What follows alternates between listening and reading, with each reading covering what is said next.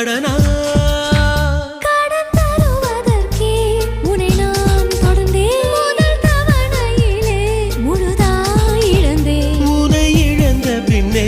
எதை நான் பெறுவேன் இனி இழப்பதற்கு எதை நான் தருவேன்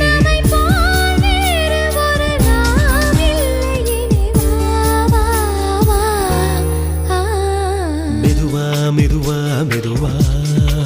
நீயே சொல்லிதுதான்